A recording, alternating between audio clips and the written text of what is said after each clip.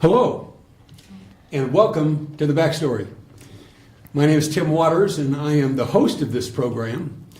And I have the good fortune this evening, in this episode, to be joined by Dr. Don Haddad, Superintendent of the St. Vrain Valley School District. Don, welcome. Thank you.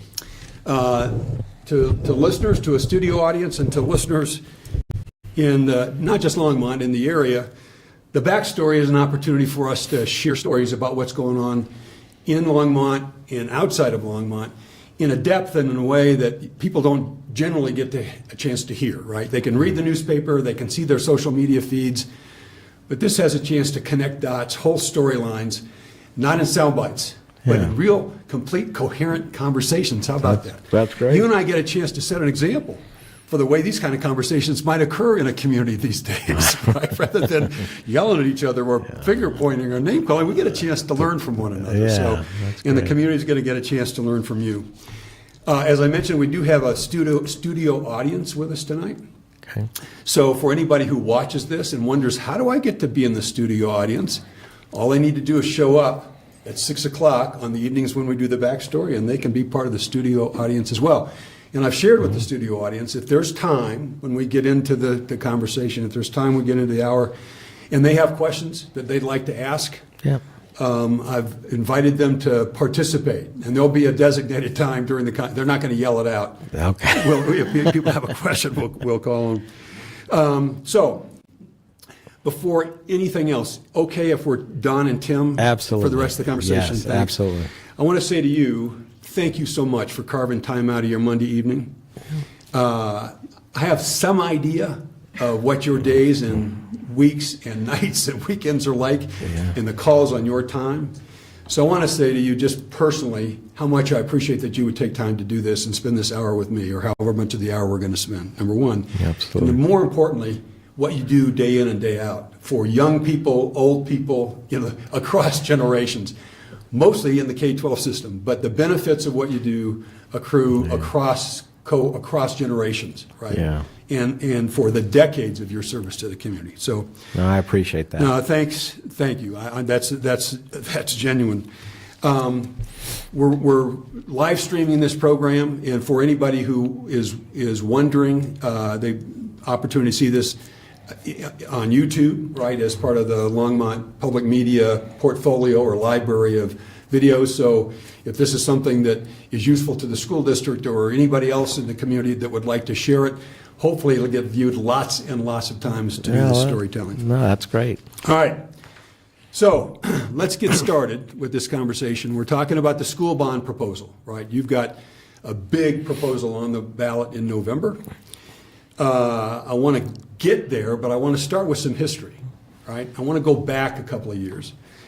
The school district went to the community in 2016, as I recall. It was the last time you were in front of the community with a bond proposal. Yes.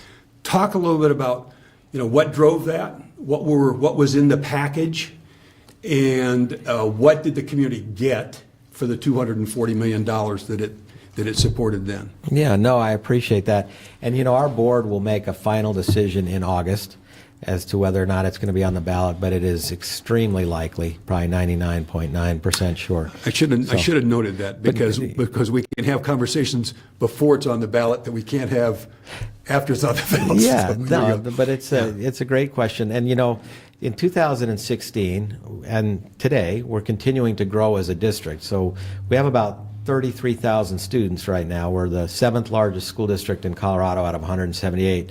We have 60 schools, and from the 33,000, our ultimate build-out plan is projected to be about 70,000 students. So say that again. You're at 33,000, headed to 70,000 within the school district. Yeah. That's breathtaking. Well, and it's within the 411 square miles. We have Niwot and Lyons and Meade and Frederick and Firestone and Dacono and Erie, and then obviously our headquarters are here in Longmont, the largest area. And so it's an exciting time, but it's also a challenging time because we have a lot of students and we're going to have a lot more. So, but in 2016, we did go for a bond, and there were a lot of things that were done in that bond. We built, for example, Soaring Heights pre-K through 8 school over by Erie. We added another wing onto Erie High School. We added one on to Meade High School. We built Highlands Elementary School. We built Grandview Elementary School.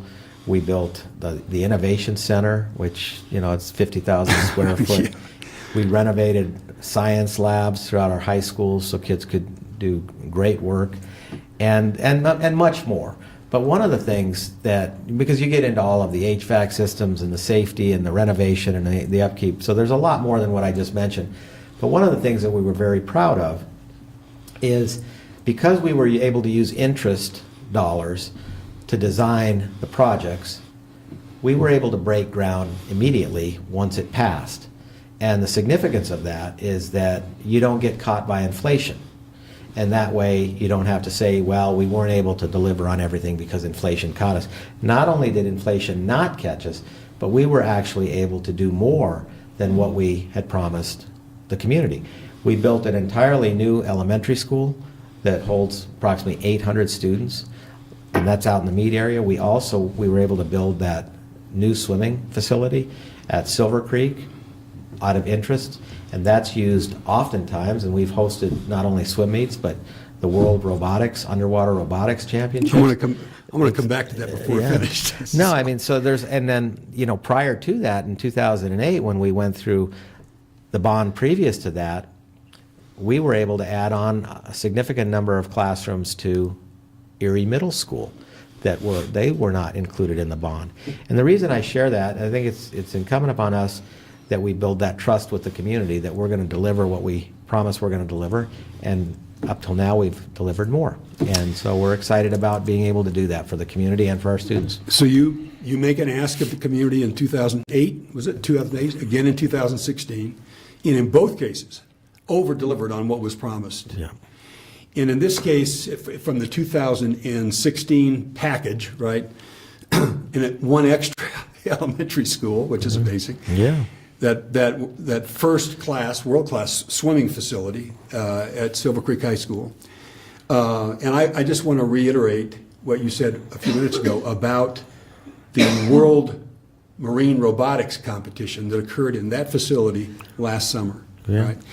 So not only was the part of the bonus to the community the construction of the facility, it was the attraction of an event that brought kids from all over the world. Yeah. Right? To an event, it's my understanding, it's the first time ever. That event's been going on for a while, for years. It's the first time ever on a K-12 campus. Yeah. It's always been in universities or research centers, but it came to Longmont because of the quality of the programming, the marine robotics program at the Innovation Center, and then the availability of a world-class pool, in this case, a place to test your marine robots. I mean, the connection of those dots, I think, is so important for people. It really is, because the school system belongs to the community. And so it's not just the St. Vrain Valley School District, it's the St. Vrain Valley School District community. Yeah. And as you said, it's multiple municipalities, right? This is a region with a really substantial footprint. I took us in a direction with the marine robotics competition. I want to take a step back from that and kind of broaden the perspective. I've heard you talk about the kind of programming that is possible and the kind of opportunities for students and for your faculty because of the facilities that were constructed. Things that emerge out of the Innovation Center, as an example, but not just there. It's across the community or across the district. I want to give you a chance to talk about, it's one thing to build the facilities. It's something else to program into those facilities life-changing experience for kids and faculty. Talk about those things. Yeah, one of the things that we're very proud of is we have a pre-K through 14 comprehensive, really powerful program for students. And I know that the state is looking at, preschool being universal. We've been providing universal preschool in our district for over 15 years, and full-day kindergarten. And then you look at the elementary schools and the seamless transition into the middle schools and the seamless transition into the high schools. And on the other end, we offer concurrent enrollment, which is our students are taking college-level courses at unprecedented numbers. They're finishing their first year of a college and university program at no cost to the students before they leave St. Vrain. We also have a 2-year associate degree program in partnerships with our community colleges in Front Range and Ames, and then also major corporations. So we have one in computer information systems, we have one in medical and biopharmaceuticals, we have another one in cybersecurity, we have one in P-Teach, which cultivates our own teaching pool that comes back and the students come back and actually are hired as teachers. And our most recent one is in business. And so our students can earn a 2-year associate degree at no cost to the student. They can earn their first year of college.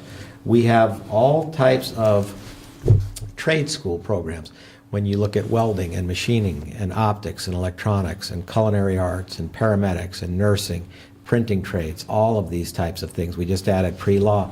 Our students are earning 2-year certificates and going out, and they're able to make $60,000, $70,000 a year immediately. And so there's all of these opportunities. And then you begin to see the success where our students, we outperform the state on 100% of the state standardized tests. We had our highest 3rd grade reading scores this last year, right smack dab in the middle of the pandemic.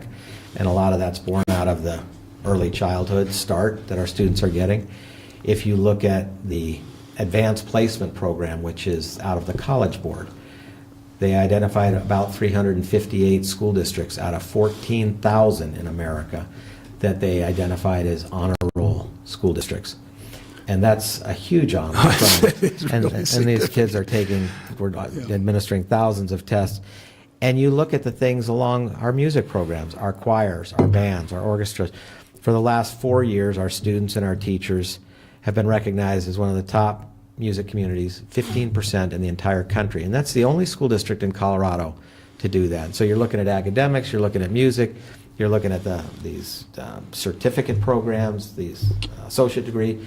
You look at athletics, and our students have been the highest percentage of state championships for 3 years, team and individual, of any school district in Colorado. They're winning state championships left and right, both as individuals and as teams. And then you begin to look at, other things. We had a young lady this year win the state championship in welding. And our automotive technology program, they had several state championships this year. And the list goes on and on and on and on. And the reason I share that is because you can't do all these things, and our kids can't experience all of this success unless you have a community that is fully invested in your school system, in their school system.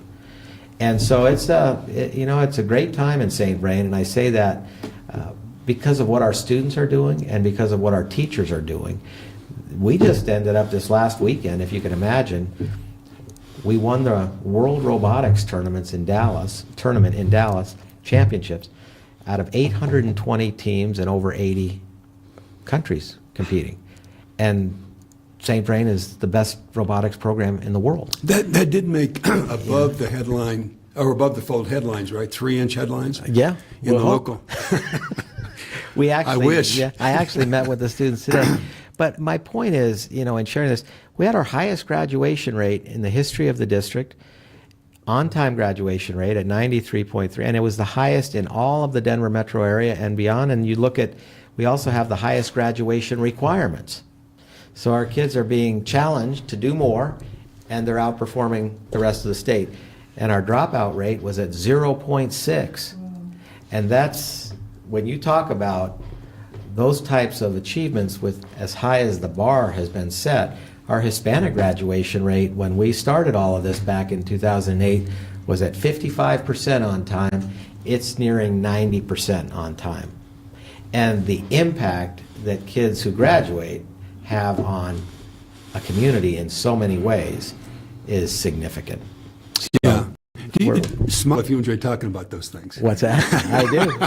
I do. I don't blame you. Well, I'm just really I'm proud. smiling just listening to it. Yeah, no, it makes you proud to see the students and the teachers and the community and the parents doing what they're doing.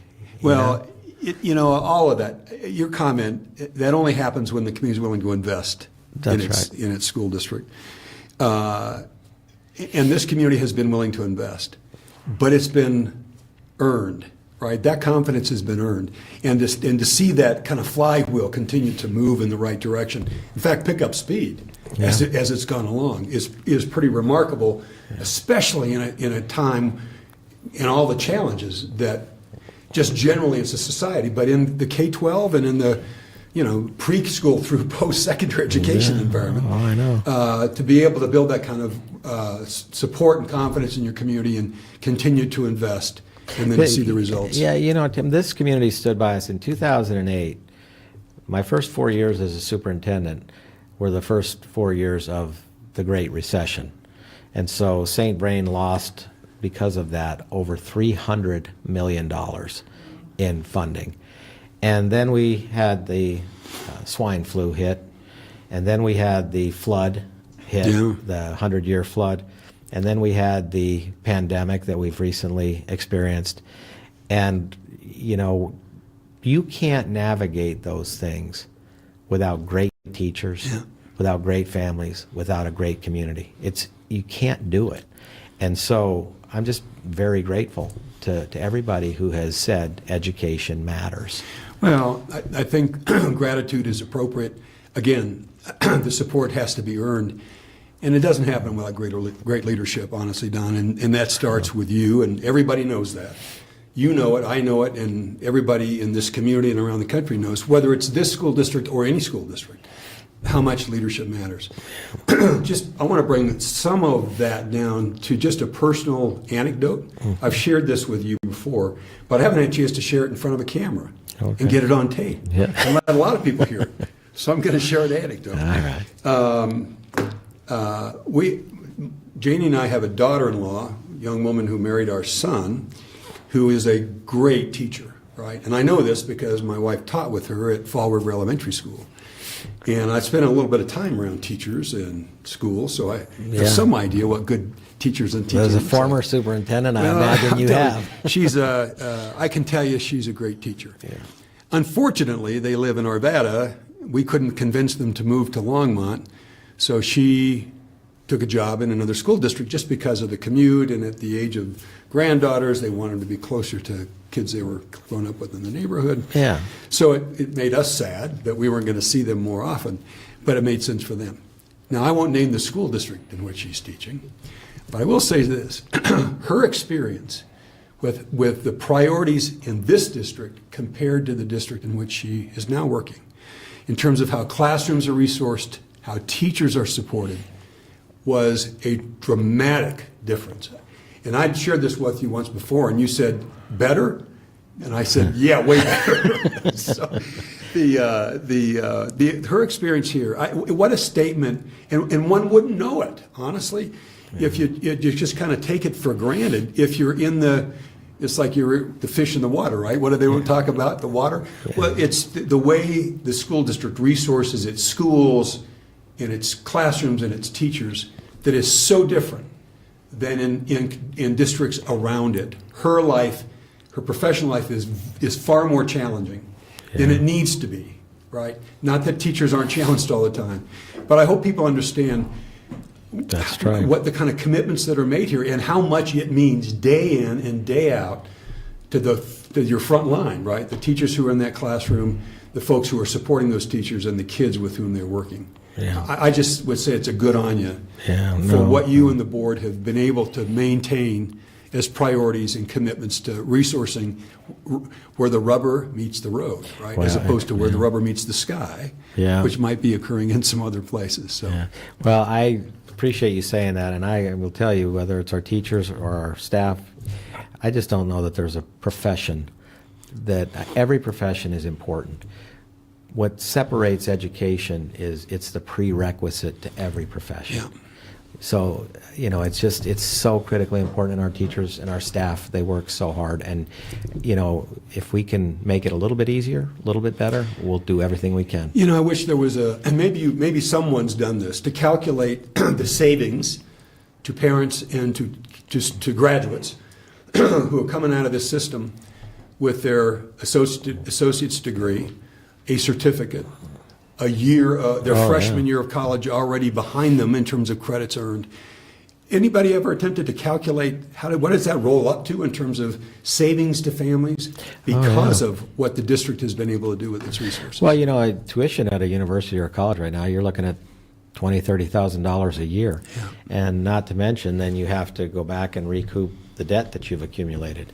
And so the opportunities to do this work and to graduate and go into these things, your parents are saving tens of thousands of dollars. Yeah. And that's, we're glad to be part of that because, again, they've invested a lot in us and we want to invest back. And, I have a lot of students who come back and share. There are a lot of students that I have worked with who are now parents in the St. Vrain Valley schools. And so you see that generational impact. And so when you talk about calculating the financial gain and other gains, it's almost hard to calculate because it's just exponential. Yeah. It just keeps growing and growing and growing. Well, and when you talk about the second generation or third generation coming back, the goodwill, right? There's no way to calculate what that means in terms of social capital and momentum in the community and in the school district. So, yeah, it's just such a fun story of how and the storylines that pull through to what you're now considering.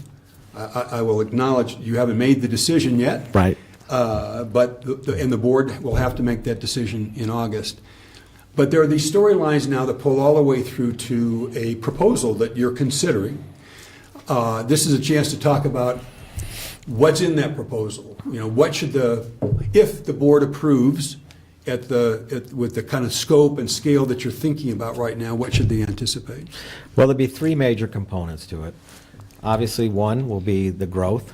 We're going to end up building 4 more schools, and in addition to that, a new career and tech ed center that will free up a lot of the space here in Longmont and open up more space on the east side of our district. So you're talking about 4 schools and a career and tech ed center, and then we're going to double the size of the innovation center because the numbers of students accessing that building, it's exploding pre-K through 14.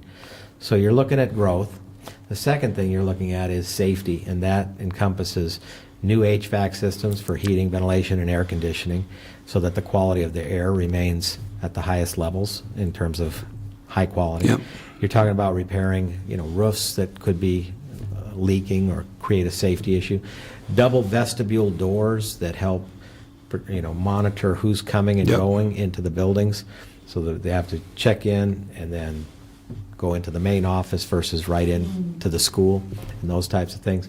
So there'll be a lot of those safety features, fire alarm upgrades, carbon monoxide upgrades, all of that type of stuff. And then you look at the third element is going to be just the renovation. When we have over $6 billion in assets, buildings and stuff, and you have to maintain them. If you defer the maintenance and just keep kicking the can down the road, again, what you do is you elevate the cost. Yeah. If you take something that might cost you $100 to fix and you kick it down the road, now all of a sudden it costs $500 to fix. And so maintaining roofs and paint and carpets and all of the parking lots so that we don't have, potholes everywhere in our parking lots and a whole host of other things. So that's what it's for. And it's a great question because it should not be confused with a mill levy override. We are not going for a mill levy override. So this it's not used for salaries, it's not used for hiring, it's not used for any of them. It's really growth and safety and managing and renovating and keeping up your facilities. Do all those things fall under the general heading of capital construction? They do, and it's the only way in Colorado you can do this. You have to go for a bond to be able to do these projects. They don't have another the state won't turn around and fund you to build a new school. What parts of the school district are left out? What schools won't get attention? What communities will be disappointed because they didn't get some benefit from this? Every single school community will be impacted. And we'll have, so if you're looking at Longmont, we're going to be building another elementary school in Longmont, increasing the innovation center. You'll have, all those safety features that I talked to every single school. And in other places, you'll have schools being built. So it's one of those things and it's all on our website.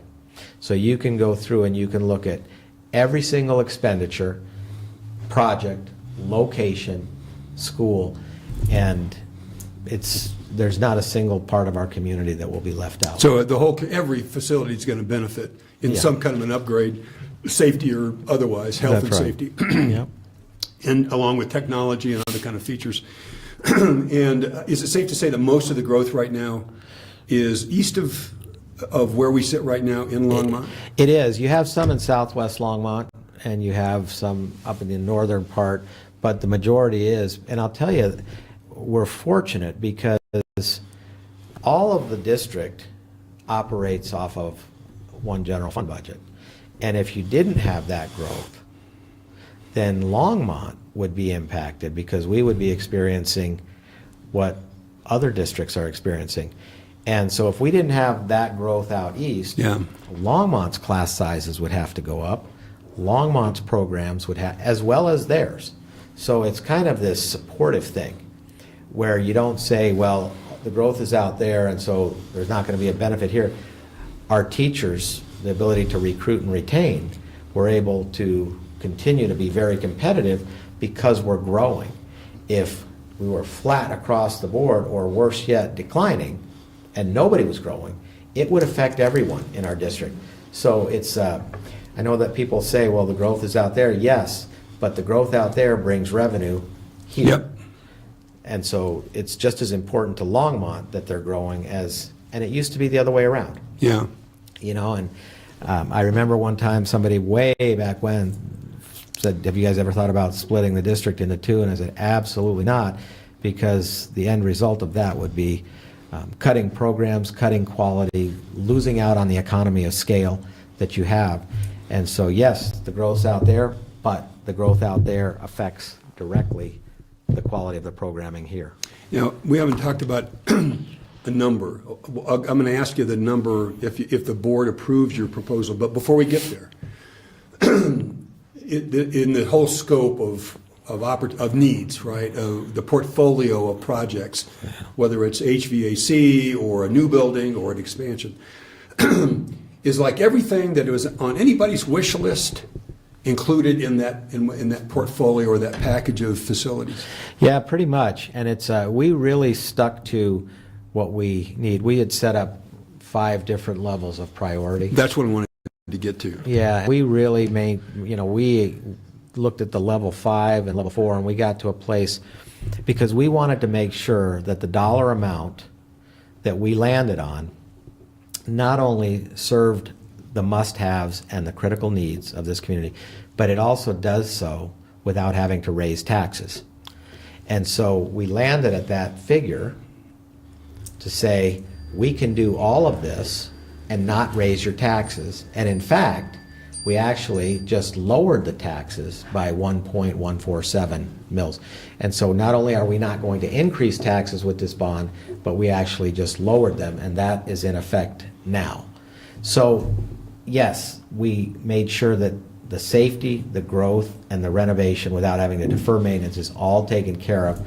There are some things that you think about, well, it'd be nice to have that, but that would have moved us beyond that limit, and we were committed to not raising people's taxes. So I want to come back to the question. I think I framed it badly.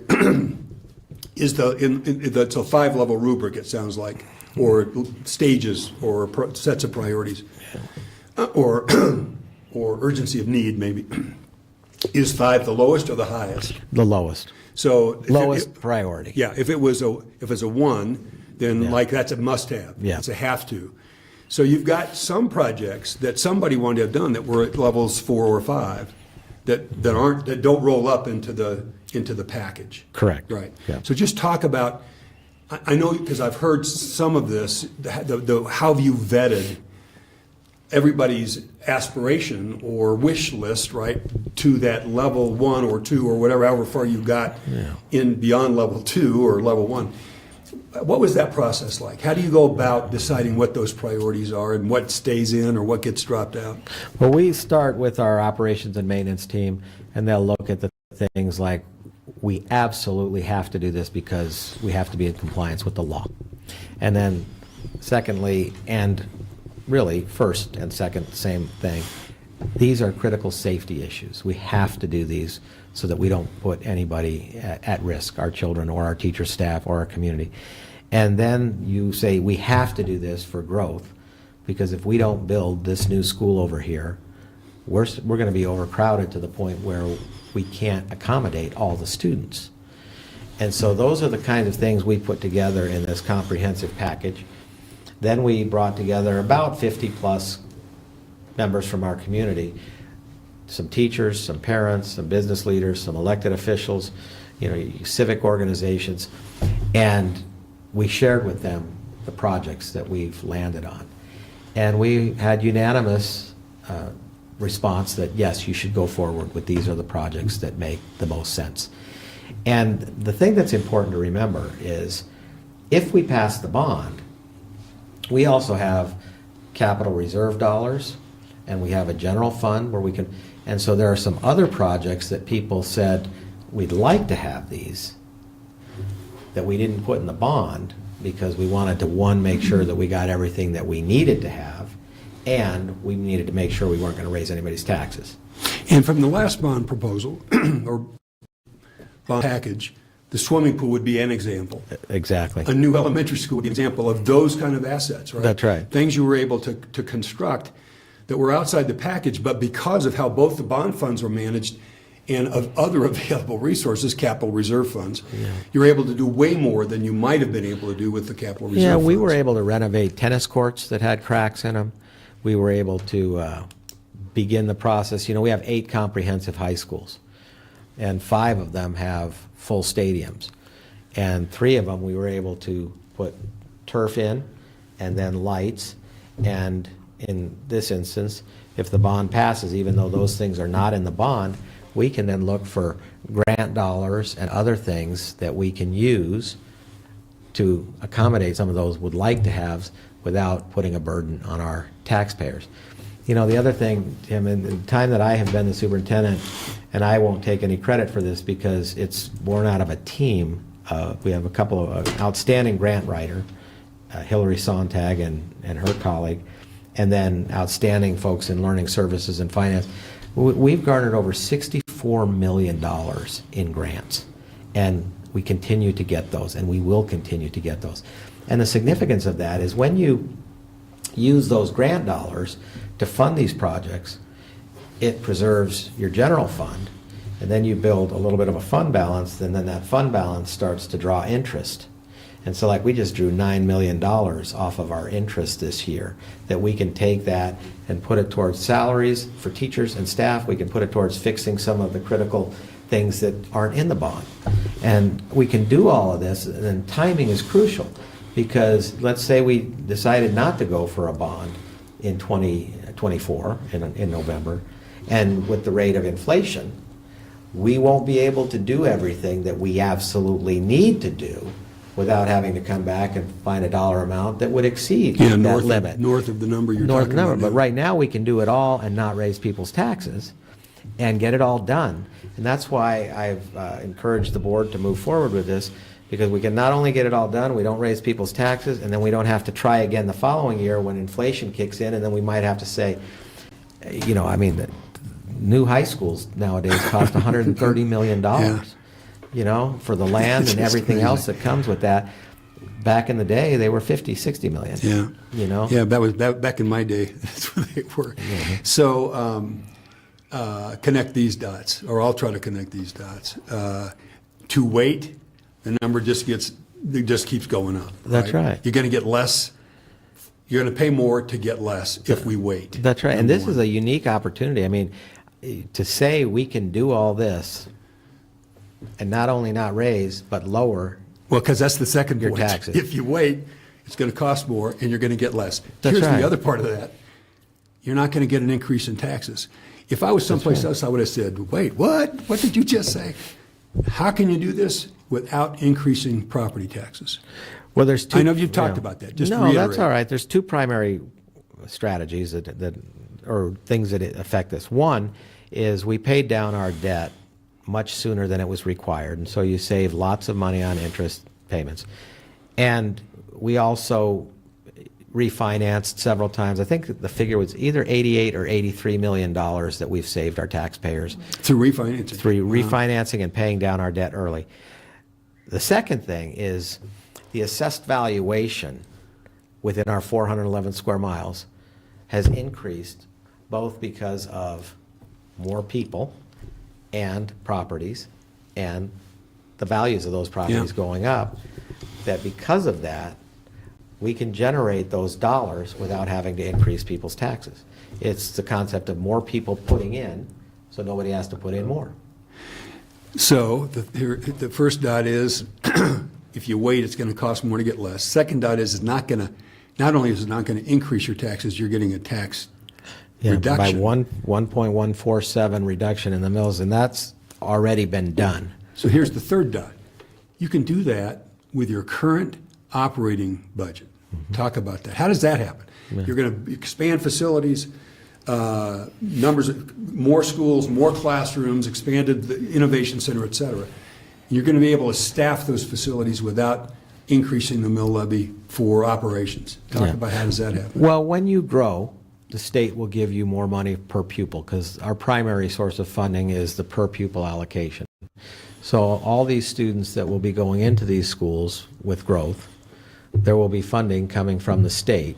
Now, most districts, when they do go for a bond, they also go for a mill levy override, but we won't need to do that because of our growth. And so we'll get that additional funding. The second thing that happens is, as you have some schools that are declining in enrollment in a large district, rather than laying those teachers off, you can move a teacher to another school that's growing. And the same holds true with other positions. And so it works out very nice. That's why I said it's so critically important that we're growing. It doesn't matter where we're growing. We're growing as a district, and it's one pot of money that funds and supports everybody. The other thing is, in 2008, when we passed that bond, we invested in Build America bonds. And so since then, we get about $1.5 million every year in perpetuity. And then when I talked to you about the $64 million in grants, well, those grants have helped to save money over here and then build a fund balance that then draws interest. And so you're drawing now from the Build America bonds, you're drawing from your interest, you're drawing from your federal funding, you're drawing from your state funding. We also have over 100 business and corporate partners.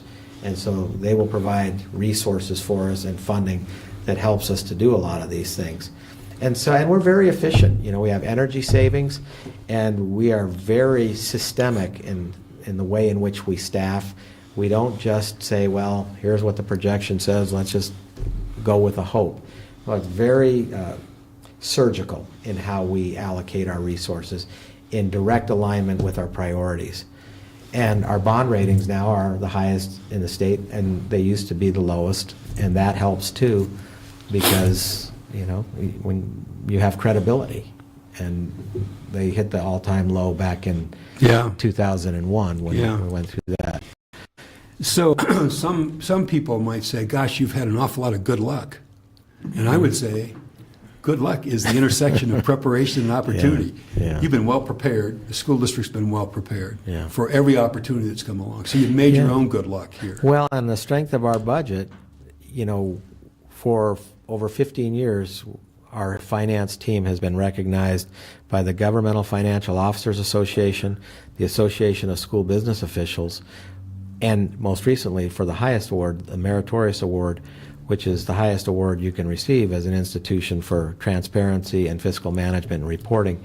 And so it's not just my opinion that the finances... It's been validated. Yeah, and you look at folks along the way, whether it was Mark Pillmore or Terry Schuler or Greg Feith and Tony Whiteley and all these folks, I would give them massive amounts of credit for their work in helping us navigate all of these challenging situations. So, it was good people stepping in at a critical time. Great people. And like I said, the community, without the community support, none of this happens. Yeah.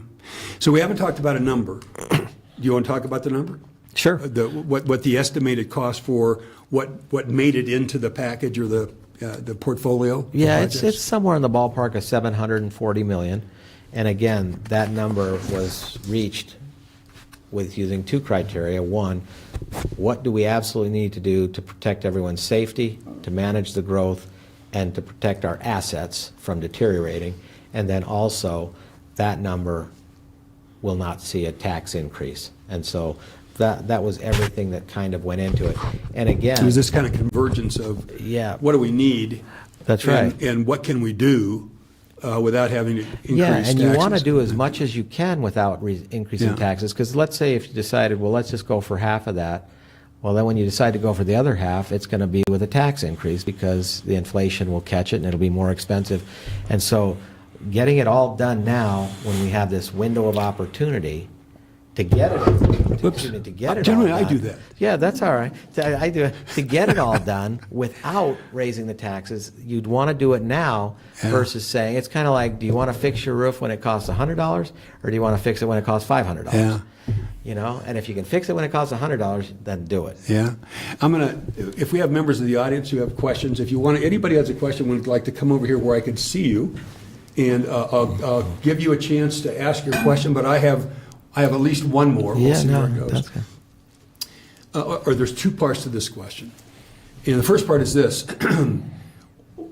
Riff, if you will, I know because I've heard you do this, on the returns to a community. If you think about investments and returns on investments, everything that we've talked about in terms of facilities and what you do, right, with operating dollars in terms of supporting staff, compensating staff, being able to recruit the best in the brightest in class to work in the school district. Those are all investments.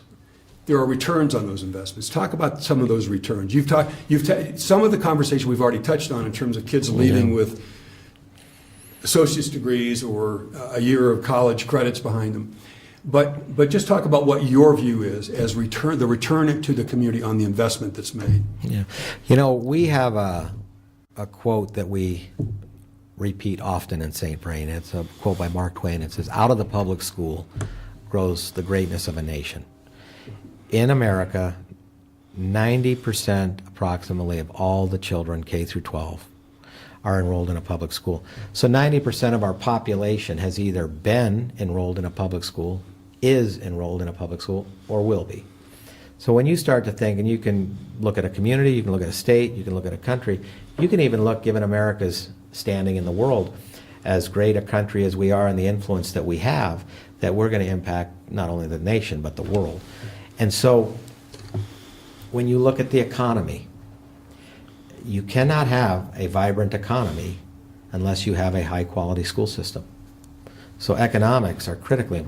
When you look at public safety, and you look at all the programs for our children that are positive and productive, public safety, and then you move that out another layer, you know, as I hear our kids going to the Air Force Academy, and you look at national security, you look at the values of people's homes and commercial and businesses. The values will plummet where a school district is struggling. And same with the businesses, because if the school district is struggling, people won't move in. If they don't move in, less people to frequent the businesses. You look at the quality of the service industry, no matter where you go, the movies, the grocery store, the bank, wherever you go, the quality of the service industry, you're most likely going to be dealing with a public school graduate. And then you look at the workforce pipeline. And you know, I'm on the Colorado Business Roundtable Chamber of Commerce with the board of directors, and I've been on Longmonts and Carbon Valleys, and the workforce pipeline comes from our pre-K through 12 system into post-secondary. And if you don't have a vibrant system, you can't find qualified workers. And then you look at things like democracy. You know, our democracy is dependent on a well-educated society who can think critically and problem solve. And you know, Tim, the problems of today are daunting. And we're going to be calling on this generation of students to solve problems that are absolutely critical, and they're daunting, and our kids are up for that, in large part because of the education they're going to receive and that they are receiving. So you can't even begin to put a dollar amount in terms of your return on the investment. You also get into things like kids who don't graduate and the stress that that puts on, you know, healthcare, and the stress that that puts on, you know, whether it's incarceration or whether it's, you name it. So when kids graduate, their earnings individually skyrocket over a lifetime. But collectively as a society, I always say, second only to parenting, the public education system will determine the future of our country. And that's why it's important that we have this great system that's supported and bolstered by everyone. This would be a perfect time for benediction, because that preaches pretty well. Yeah, But- it's true though. But I want to make one more point before we Yeah. we offer the end of the benediction on this session. Everything you've talked about, all that rolls into the long-term return to Yeah. this community and to wherever your graduates go, right? I mean, everybody. There will be communities way beyond this one, right? Or the St. Vrain Valley School District That's that right. benefit from the results. Hopefully, we'll see elected officials, right? That will be graduates and they'll be representing somebody, someplace, making real thoughtful decisions. That's right. But one of the challenges, right? Anytime you're on the ballot with a proposal, one of the challenges, no matter what you say about no tax increases, somebody's going to say, I'm just opposed to anything that shows up on a ballot. Yeah. But the other economic impact, and I'm not going to ask you to answer this question, I'll pose the question, and then I'll answer it myself, because I don't want to put you in the spot of That's answering right. the question, and then somebody coming back and saying he didn't know what he was talking about. Yeah. They could say, I didn't know what I was talking No, about. yeah, I'm but sure I have you spent do. some time trying to get a handle on the long-term return on the investment you described. There's a more immediate economic impact from the $740 million, right? That's the number. Based on, I'm not an economist, and I've tried to go and look at multipliers and the algorithm for calculating the multiplier effect of a tax dollar spent in this community or in the region. And I couldn't get to working that out, other than to arrive at a general conclusion that the multiplier is 2 to 4 times. So when people think about, gee, that's a lot of money, I know not every dollar of $740 million is going to get spent within the footprint of the school district, but a lot of it is. Folks in the trades, construction crafts, all the things that roll up to what you've talked about.